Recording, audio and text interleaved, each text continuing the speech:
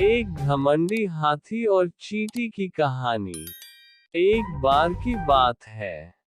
किसी जंगल में एक हाथी रहता था। उसे अपने शरीर और अपनी ताकत का बहुत घमंड था। उसे रास्ते में जो भी जानवर मिलता, वो उसे परेशान करता और डरा कर भगा देता। एक दिन वह कहीं जा रहा था।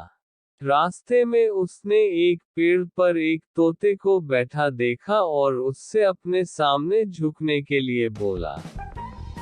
तोते ने झुकने से मना कर दिया, तो गुस्से में आकर हाथी ने वो पेड़ ही उखाड़ दिया, जिस पर तोता बैठा था।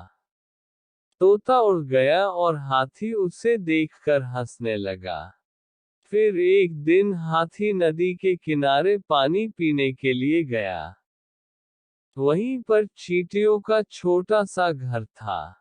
एक चींटी बड़ी मेहनत से अपने लिए खाना इकट्ठा कर रही थी। ये देख हाथी ने पूछा कि तुम क्या कर रही हो, तो चींटी ने कहा कि बरसात का मौसम आने से पहले अपने लिए भोजन जमा कर रही हूँ, ताकि बारिश का मौसम बिना किसी परेशानी से निकल जाए। ये सुनकर हाथी के मन में शरारत सूझी और उसने अपनी सूंड में पानी भरकर चींटी के ऊपर डाल दिया। पानी से चींटी का भोजन खराब हो गया और वो पूरी भीग गई। ये देखकर चींटी को बहुत गुस्सा आया और उसने घमंडी हाथी को सबक सिखाने का सोचा। फिर एक दिन चींटी को मौका मिल ही गया कि वो हाथी को सबक सिखा सके। हाथी भोजन करके हरी घास पर सो रहा था। चींटी सोते हुए हाथी की सूंड में घुस गई और अंदर से उसे काटने लगी।